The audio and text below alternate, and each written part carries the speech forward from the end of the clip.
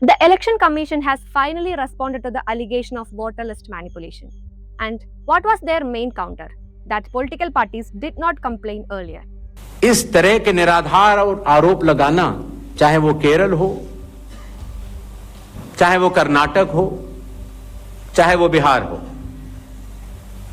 जब 45 दिन चुनाव के बाद पूर्ण हो चुके हैं और किसी भी दल को, किसी भी कैंडिडेट को कोई भी गलती नजर नहीं आई, तो आज इतने दिनों के बाद इस तरह के निराधार आरोप लगाना, उनका उद्देश्य क्या है, ये सारे मतदाता और देश की जनता पूरा समझती है. But that's not true in Kerala. Both LDF and UDF had filed multiple complaints well within the deadline. Their main charge was that illegal additions were made to the rolls in Thrissur constituency. And despite the complaints, we found that these voters are still on the list. Let me take you through the timeline. LDF filed the first complaint on March 25, 2024, alleging fake rental agreements and phantom voters.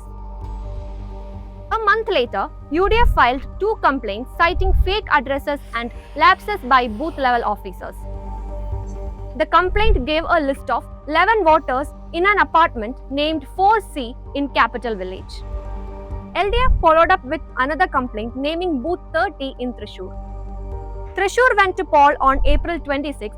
For the first time in Kerala's history, a BJP candidate won a Lok Sabha seat after Suresh Gopi became Thrissur MP. A month later, on May 28, the district election officer, that is the district collector of Thrissur, replied to the LDF saying those who voted from booth 30 were persons included in the electoral roll and they were not part of ASD list. The reply also said that the booth level officer has certified that these individuals are residents at the addresses mentioned in the voters list. At first glance, this seems normal, right?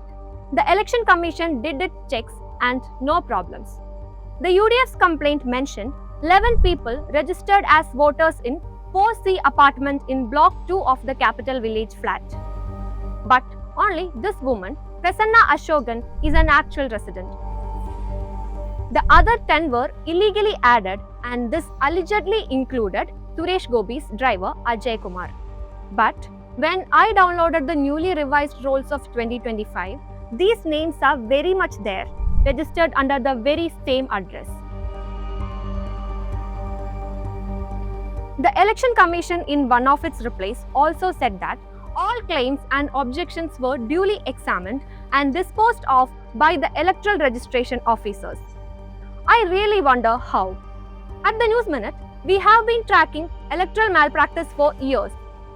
Back in 2022, our investigation forced the Election Commission to revise rolls in 3 Bengaluru constituencies.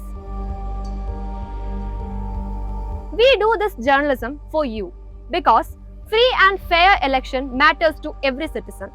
But it won't be possible without your support.